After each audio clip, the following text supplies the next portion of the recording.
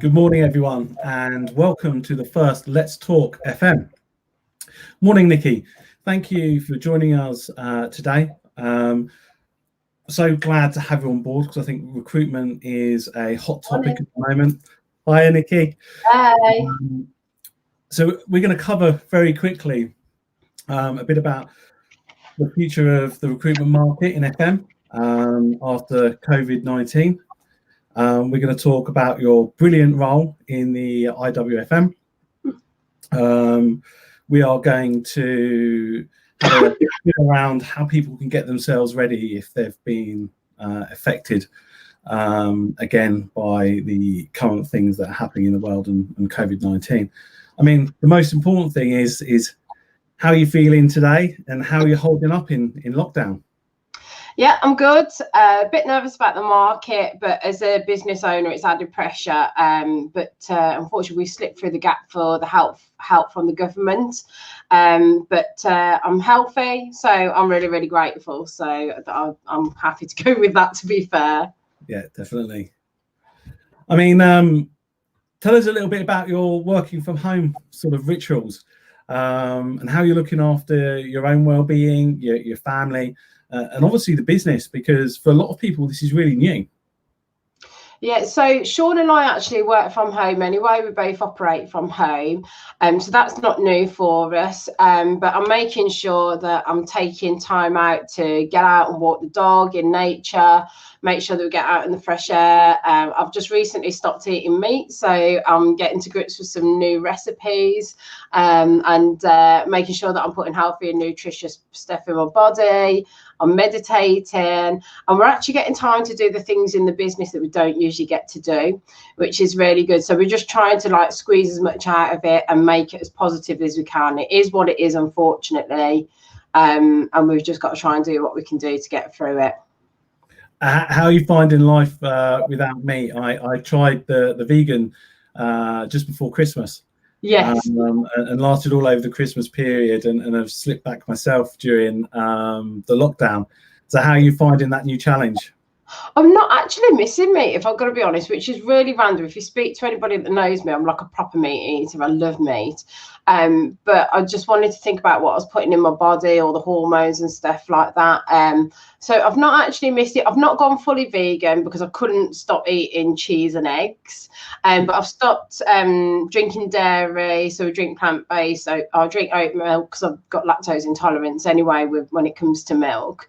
But I'm actually enjoying getting more vegetables into myself, and that, so it's good. No, I agree. I did feel better while doing it. I mean, moving on to the IWFM, you're obviously the chair of the women in facilities management, which is amazing, and congratulations on the role. I think it's really important. What do you find are the best parts of that role, the most challenging parts, and the things that you're focusing on over the next sort of 12 to 18 months? Mm-hmm. So for me, so I'm chair for Women in FM. I'm also chair for the Midlands region. Excuse me.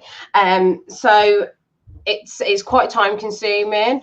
One of the things that was my pledge when I took over with them was that I wanted to make sure that that the members got an equal experience across the UK. So no matter whether they were in Midlands or Northern region, everything was always typically London centric. So my pledge was to take the WIFM experience on the road. Last year we delivered a mini conference in September Interserve in Birmingham. So thanks to Interserve for hosting us for that. Really appreciate it.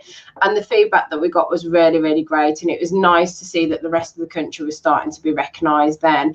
We'd obviously planned to do follow on from the January conference in London in May. In Birmingham again, and then in September in Manchester. However, all events are on hold for IWFM at the moment, so we're not really sure where this is going to leave us in the coming out of the back end of it. We want to do the events, the speakers still want to do the events, but obviously all our events are hosted by companies, and we get sponsors for the catering because we don't get budget to run our event, so we have to raise a sponsorship.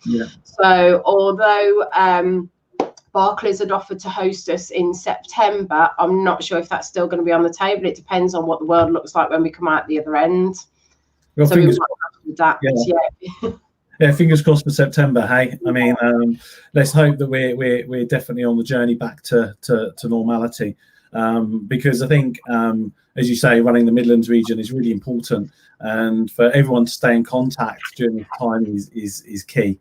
So I guess the quicker we can get out there and get people back together is the most important thing. And coming on to that, obviously, you know, you're a business owner during this period, and Hexagon has got a great reputation within the FM market, but obviously we've been hit by COVID-19.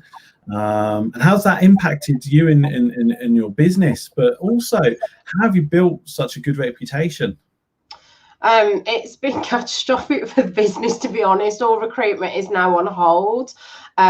Sean and I, like I said, we slipped through the gaps with the government funding because we're company directors of a limited company, so we won't get any help there. So all recruitment's on hold. So we've built the reputation based on working with really, really strong integrity. We're known for being really honest.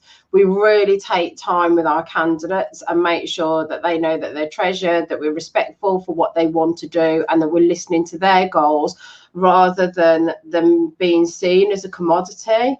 Our candidates actually get a really, really good experience with us, and that's a feedback that we've had from people that is very different to how they've had with other recruitment agencies, and we really pride ourselves on that.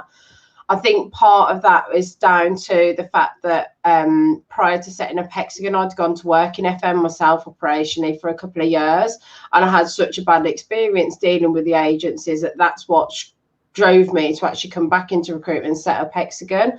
So we've tailored our whole offering on what it was like to be the candidate, what it was like to be on the back end, what it was like to be the client, and what it was like to be on the back of that experience. And we've actually tailored that.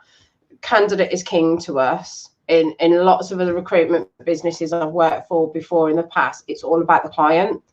The candidate is just part of it, whereas for us, candidate is king. It's been nice to actually show that it is possible to do something different and to step out of the norm. I think it's true, though, isn't it? I mean, having been through a number of different recruitment consultants in the years for roles, a lot of it is focused on whether you're right for the business and the business making that decision. And as the person looking for the role, it's very refreshing when you're talking to recruitment consultants and they're saying, well, actually, I don't think your personality fits this business for this reason and this reason. Maybe we should be looking over here for a different type of role in a different type of company that suits you better. Because let's be honest, your cultural fit is important for your own personal success and pushing forward. I mean, when I interview people myself, I talk to them about them to start with. I never start with a CV because that's not the true reflection of someone's self. Let's be perfectly honest. Absolutely. I mean, it comes into the period that we're going through. What's your understanding on how it's affected the FM market through the conversations you've been having with friends, colleagues, and peers? And what do you see as the biggest challenges laying ahead? I think the biggest thing that we're going to come out of, obviously, we're still in a talent short market at the moment. The FM market is very short on talent, so it's always a scramble for the best people. There are always people out there, but it's not necessarily the people that you want to be hiring or the people that you want to be representing. So I think that how people have treated their employees through this process will depend on how they fare when they come out at the back end of it. I think one of the other challenges are April time is a big time for companies mobilising new contracts. And there's so many companies were set to mobilise as hired people and ready to go out the traps. And then obviously everything's on hold, buildings are closed, etc. So I think we're going to have a bit of a challenge where the company, the clients and the service providers are trying to work out the legalities of how they work through this together, because even if the everything's okay and they saw everything contractually there, what happens if that client doesn't actually come through this? Because obviously we're going to see a knock-on effect. There'll be a lot of money that's lost, a lot of momentum that's lost. So I think that we're in for some turbulent times. I think there will be a scramble for talent after. There will be a lot of people that have actually took stock now that they've had time to stop and get off the hamster wheel and think about, actually, does this company really share my values? Do I believe in what they're doing? Do they believe in me, and do they value me? So I think we will start to see people move around. There will be recruitment freezes on, I think, for quite a while, to be honest. They will need the talent, but they need to stabilise their businesses first to see what's going to happen on the back end of it. So I think you'll only see companies actually recruiting for business critical roles, and then you'll start to see the other stuff flow through after. I would like to be wrong about that, and I like to think that loads of vacancies are going to come in. We've got loads of clients that still want the people, but they've had to ask us to put things on hold until they see what it looks like on the other side. Well, this is the thing, and we'll move on to how people can get themselves ready in a minute. But there's a lot of companies out there that seem to have done the wrong thing by their people. You mentioned just a minute ago that's really damaged their brand. I mean, I'm just looking at currently the football teams as an example that went through a certain process and have retracted that and done the right thing in my view. But there's a lot of businesses out there that haven't, and I think their brand's going to really find it difficult to come back. And when they come and approach people like yourselves to re-engage with employees, what do you think that impact's actually going to have on them? Wow.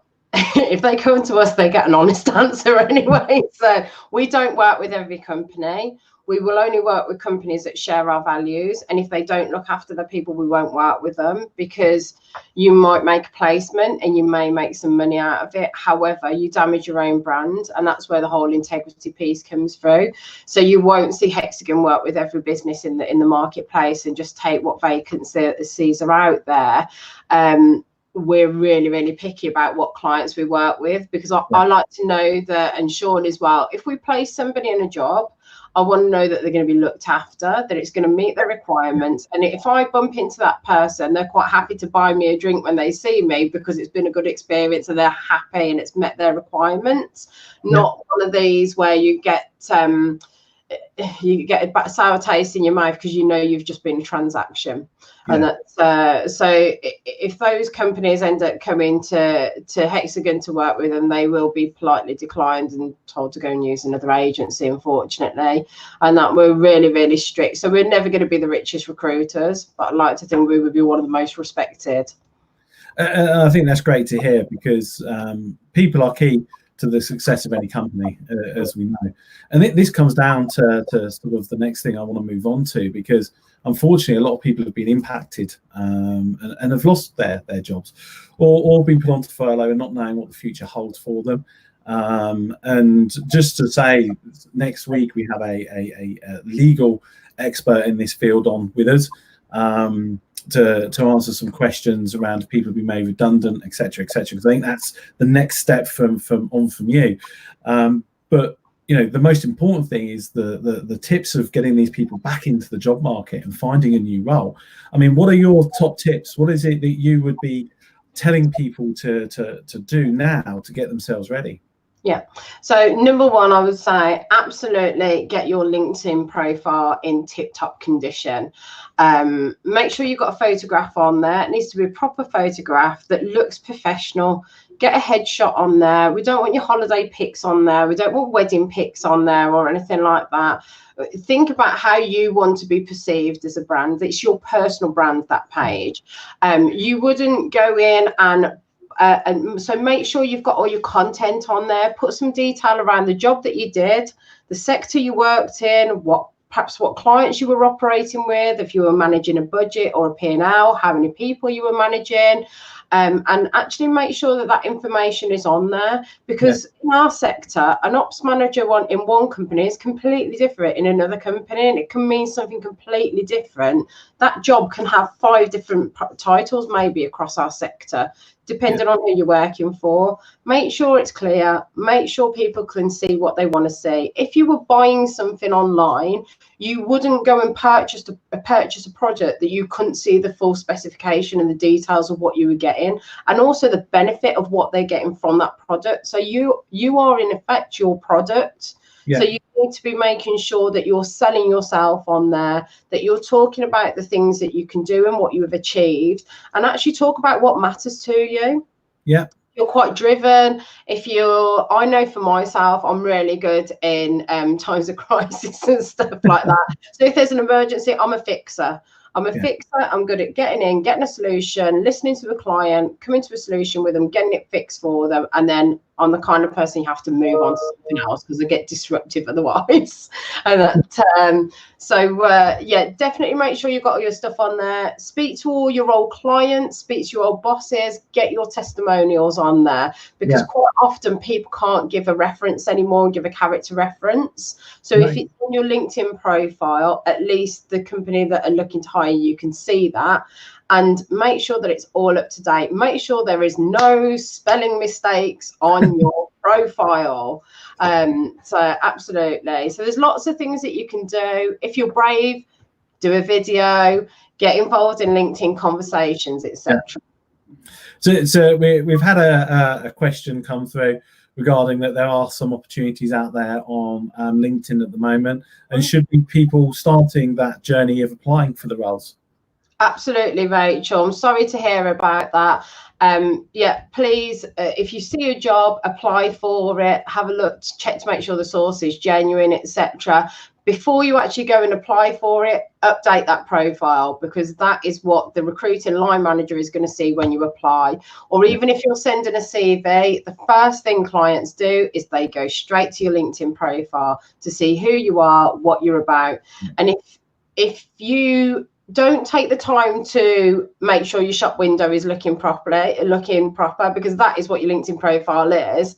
Yeah. If you take little care and attention over that, they are going to think that you're going to have little care and attention about what you're doing, and you wouldn't necessarily be a great hire. I know people are not necessarily comfortable with it. Lots of us are sat at home at the moment. If you're not totally comfortable with selling yourself, get one of your friends on a Zoom meeting or something, or a Skype, and ask them to sell you, ask them to help you write it, and do it together with each other. Yeah. I mean, so let's be perfectly honest. I have a sunset picture as my LinkedIn profile. What would your thoughts be of looking at somebody with a picture like that? I'm if you're asked, I'd tell you to sort it out. I didn't notice when it was in the background. I was like, what's happening with him now or later? And I would get a professional profile on there, and that it's a professional professional platform. Your Facebooks and stuff like that are for your holiday pics and stuff. Noted, will be changed today for a much more professional picture. I mean, what are you doing for yourselves? I mean, you've obviously talked about the impact for your business. You've also talked about the future's going to be a bit different. You know, you've got time on your hands, unfortunately, at this point. What is it that you've concentrated on for your own business at the moment?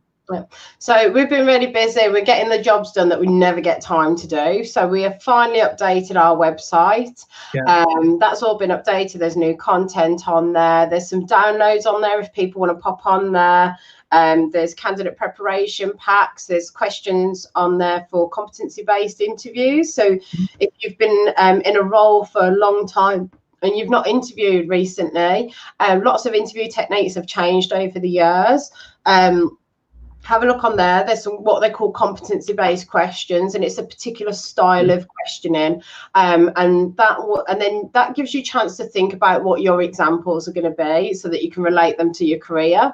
So those are available for free downloads on there. We've started doing a blog, so we've got guest blogs on there, and that's featuring key people from the industry, their opinions, them sharing their knowledge. And the idea being is that whilst people are at home, they can keep in touch. They can actually go onto the blog, download that, listen to the experts.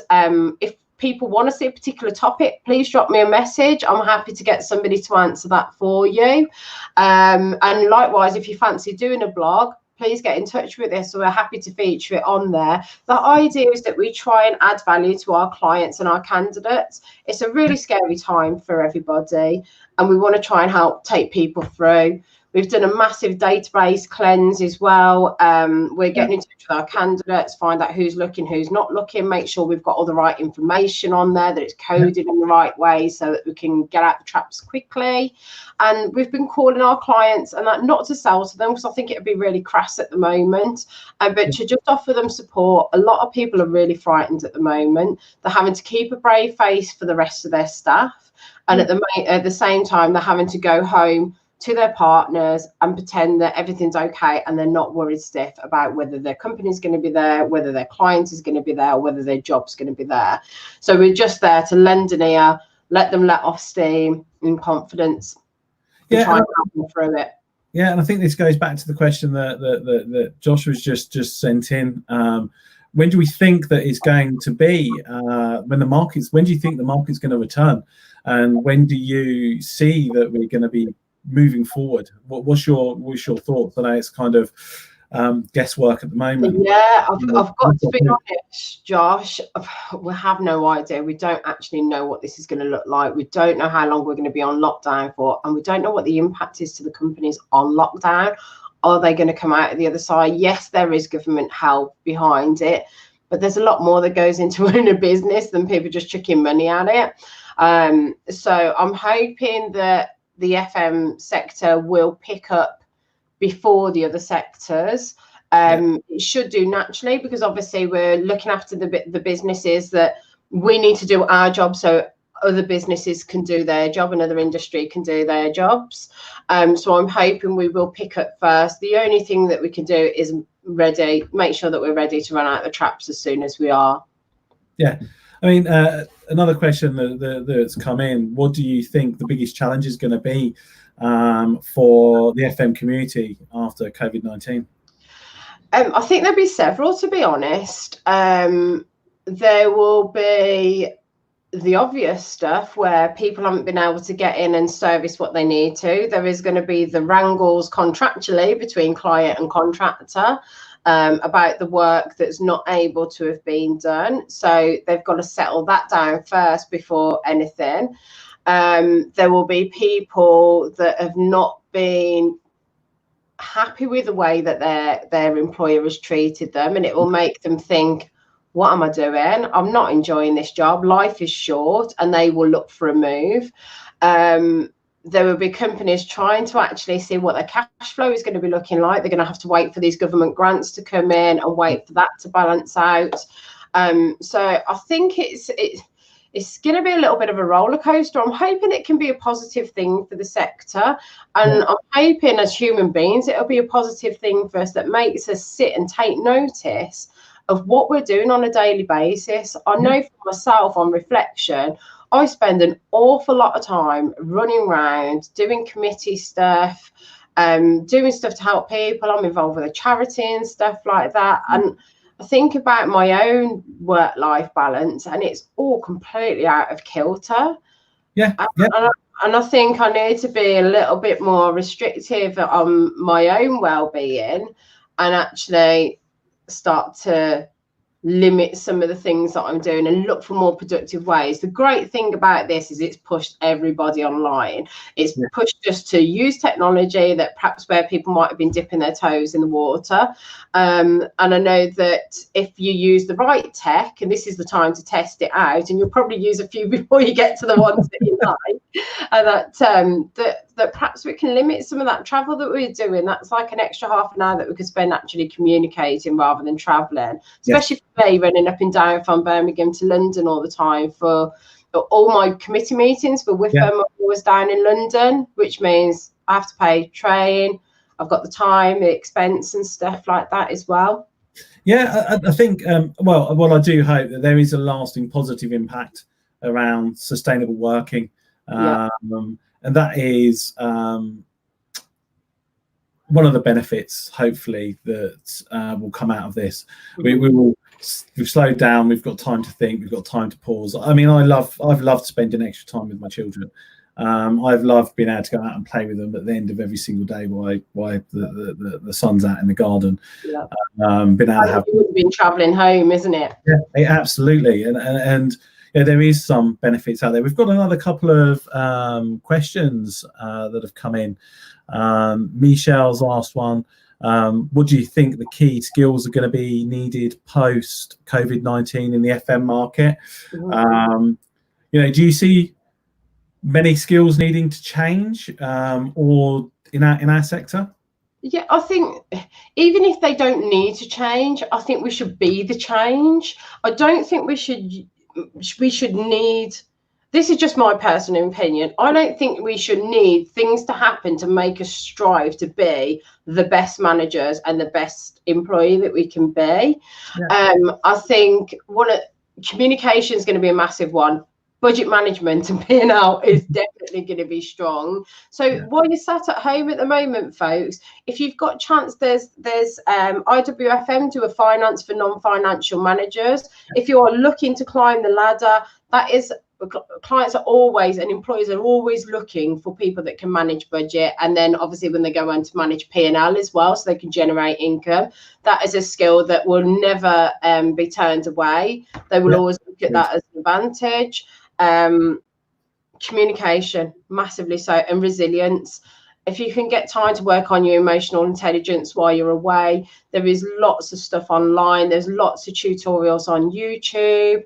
I'm very big fan of Tony Robbins and Mel Robbins, 5-second rule. I listen to lots of self-development.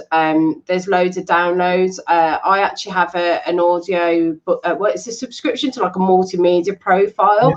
I used to use Audible, which you only get 1 credit per month, but I've now subscribed to Scriber. I think that's about $9.99 a month, but you can get audiobooks on there, you can get books, you can get PDFs, there's podcasts and stuff. Yeah. But that works like a library. You can get as much out as you want in the month. So whereas you get one on Audible, you can get multiple things on there. I can put a link in the chat after if people want to have a look at that. That's been really good. So I listen to I have a mix between listening to my fictional stuff when I go to sleep to stop me making lists in my head, because my head's always and I use the podcast and the self-development stuff during the day. And that's so that I can learn. You could listen to it while you're cooking and stuff like that. Yeah, I mean, I've spent the time sort of rebrushing up on certain technology skills through this period. Becoming an expert in Excel will never go amiss as we move forward to the data-driven world. Looking at the different technology that people are using. Slack communication tools as an example. It gives you a chance to kind of mix and learn a bit about what every generation of business is using at the moment. And then just keep exposing yourself to more and more technology, and understand the benefits that can bring to you personally, and to the business that you might be running, that's obviously going to have been impacted by this. And that's one of the big things, isn't it? A lot of what the government have put forward are supports with loans and deferring payments, but they're still going to exist. You've still got to get through to claim the money, and that's what they're not getting. I've got a client, absolutely fantastic client. They were a regional business and they recently won a national contract. So obviously to be able to mobilise that, they needed investment for the vehicles and all the equipment.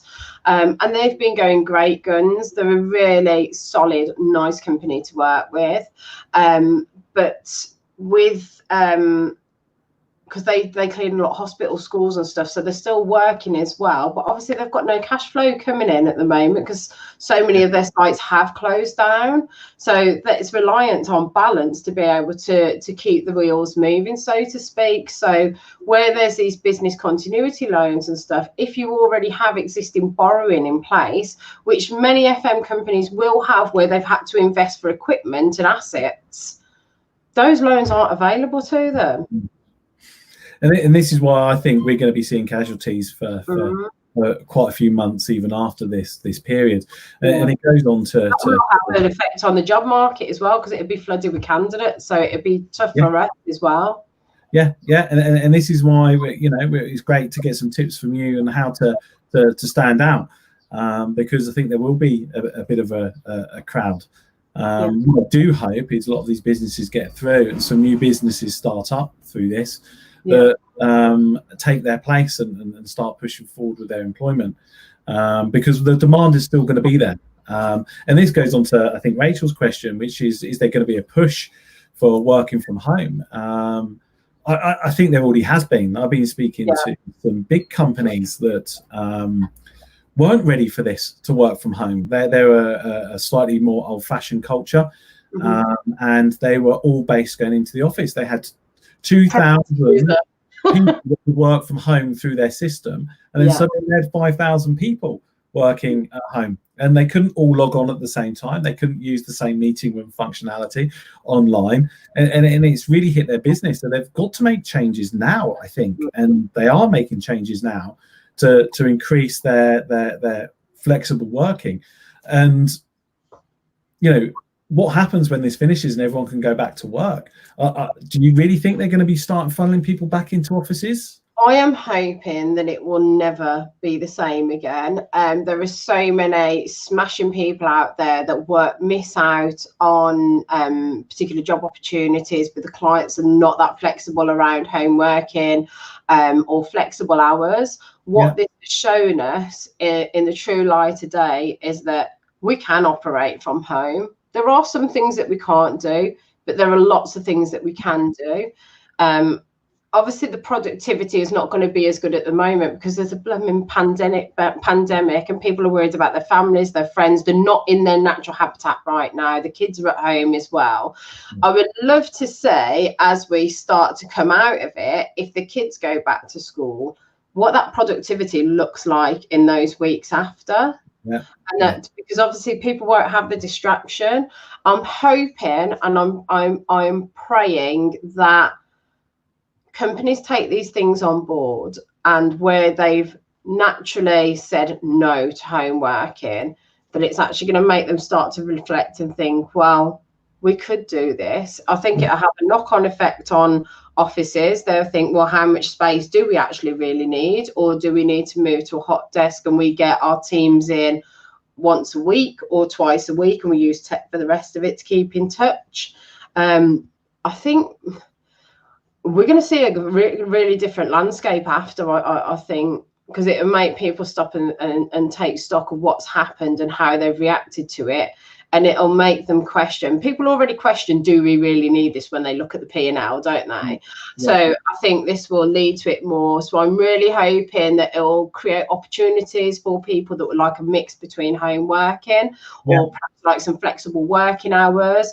I think if we really use this to our advantage as a nation, and people to start to tier working hours, we wouldn't have such crazy rush hours. You can have a much easier traveling to work. We can lower the pollution and stuff like that. So, and it could make opportunities available to so many different people then, if we had that greater level of flexibility, which we've already shown. When we didn't have a choice, we have managed. No, so I'm just hopeful that something positive comes out of it. I'm sure all the managing agents won't be thinking that. Crap, how many floors are going to disappear on renewal now? So, but I mean, that's another subject that we've got coming out in a couple of weeks' time. Is we've got one of the leading property directors in the UK joining us to talk about the rent that they're still having to pay for space that they can't use, and what does that look like coming forward. So, I think that's another really key subject that people are going to want to hear about. But on that note, Nikki, thank you so much for joining us today. Oh, you're welcome. Thanks for having me. No, it's been great. Good insights into understanding, some great questions from the audience.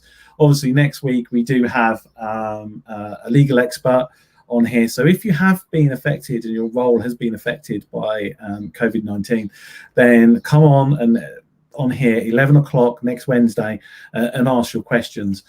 We've got a real legal expert on here that can answer those questions for you. But take care, everyone. Thanks for joining us, and see you next week. Thanks again, Nikki. Stay safe. See you later. Bye.